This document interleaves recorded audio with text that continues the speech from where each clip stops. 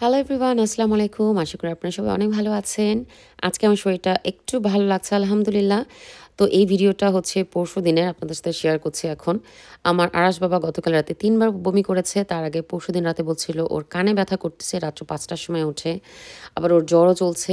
আর গতকাল দুপুরে সে খানা খেয়েছে। এখন সকালবেলা ওকে ডক্টর অ্যাপয়েন্টমেন্ট নিয়ে এসেছি। এখনও পর্যন্ত সে কিছুই খায়নি পানি ছাড়া, লিটারেলি। বিশ্বাস করবেন কিনা জানি না, এটা ভাবতেই আমার কষ্ট হচ্ছিল। বাট আমার শরীরটাও খারাপ লাগছিল। সকালবেলা আমি জাস্ট একটা বানানা খেয়ে ওকে নিয়ে চলে এসেছি হাঁটি হাঁটি পাপা করে। তো এই ললিপপটাও হাতে নিয়ে আমার এত খুশি লাগছিল। নর্মালি ললিপপ দিতে চাই না, কিন্তু খেতে চাচ্ছে কিছু একটা, একটা ভাবতেই ভালো লাগতেছিল।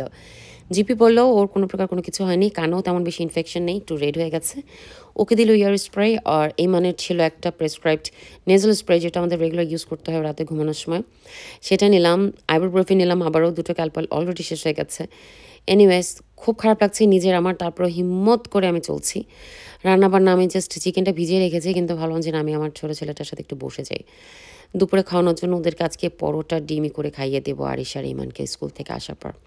ছোটোটাকে একটু পোলা চালের যাও, সাদা চাল লবণ দিয়ে রান্না করেছি, ওটা দিলাম। 3-4 বার মুখে নিলাম, ভাবলাম যে এটাই অনেক, ও তো খাচ্ছেই না। তো ওর অবস্থা আমার মনে হচ্ছে যে আমারও ফিল হচ্ছে, এরকম একটা অবস্থা আমার অলরেডি শুরু হয়ে গেছে। তো আমি ফিল করতেছিলাম ওকে। আচ্ছা, এটা হচ্ছে ইমানের যেটা স্প্রেটা, নেজাল স্প্রে রাতে ইউজ করতে হয়। যাই হোক, এই দেখেন আমার ওষুধের অবস্থা। এখানে আমার স্ন্যাক্স মানে বাদামগুলো থাকে, সেখানে আমার ঔষধেই ঔষধ ভরে গেছে। তো আরাশ একটু বসে আছে, ভিডিও দেখছে, একদম পুরো তেনা তেনা হয়ে গেছে আমার বাচ্চাটা। ভালো, আমি একটু খেয়ে নিই, এখন ক্ষুধা পেয়েছে অনেক। আলু ভর্তা ডিম দিয়ে শুকনো মরিচ সরিষার তেল দিয়ে করেছিলাম, ওটাই দুপুরবেলা এক্সট্রা লবণ নিলাম, যেটা খুবই খারাপ। আমার এটা সবসময় নিতে হয়, কাঁচা লবণ খাওয়া ভালো না, তারপরেও খাই। তো এই তো বাচ্চাদেরকে স্কুল থেকে আনার পর দেখলাম আমার অবস্থা খুবই খারাপ। আমার এত খারাপ লাগছিল, আমি শুয়েই ছিলাম, ঘুম চলে গিয়েছিলাম। উঠে দেখলাম যে সন্ধ্যা হয়ে গেছে। আর একটা জিনিস শেয়ার করি আপনার সাথে, গাছগুলো, এই গাছগুলোর বাল্ব আমি মাটি খুঁড়ে খুঁড়ে ভেঙে ফেলছিলাম, খুব খুব স্যাড হয়ে গেছিলাম। পরে আমার বোন আর আমার হাজব্যান্ড বললো, না রেখে দাও, এটা হয়ে যাবে। আসলে আবার 2-3 মাস পর দেখেন একাই খুশি গুছিয়ে গেছে।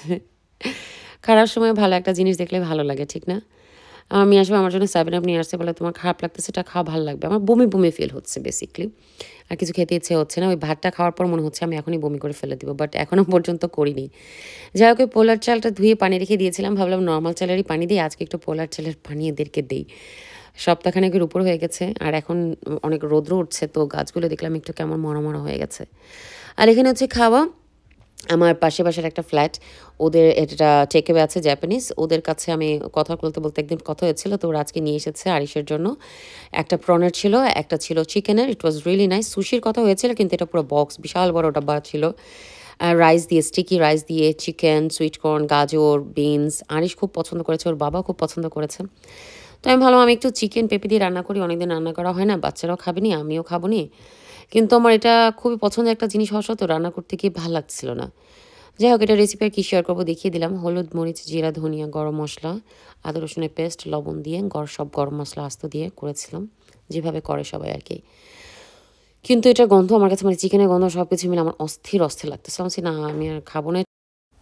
তো খাওয়া বললো যে না, এটা যেটা আছে এটা একটু হালকা খেয়ে নাও, সাদা রাইস বা এটা একটা ভালো লাগবে। তো আমি এটা একটু খেলাম, একদম অল্প পরিমাণ, বাট খাওয়ার পরই দেখলাম যে না, অ্যাকচুয়ালি এটা হেল্প করেছিল, যে কোনো খাওয়াই হেল্প করতো অ্যাকচুয়ালি। খাওয়ার পর দেখলাম যে আমার বমি হয়েছে, তখন একটু হালকা ফ্রেশ ফিল করলাম, কিন্তু আজকে রাতে আর খাইনি। আমি আর আরাশ না খাওয়া প্রবলেম ঘুম গেছি। পরের দিনের কাহিনী আপনাদের সাথে শেয়ার করব, আমার যে কি বাজে একটা অবস্থা গেছে।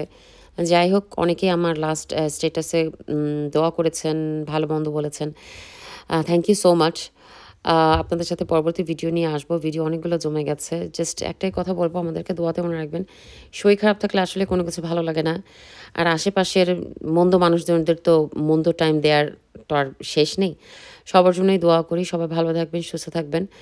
আবারও দেখা হবে পরবর্তী ভিডিওতে। নেক্সট ভিডিওটা রেসিপি হবে। এনিওয়েজ, আজকের জন্য বিদায় নিই। আল্লাহ হাফেজ।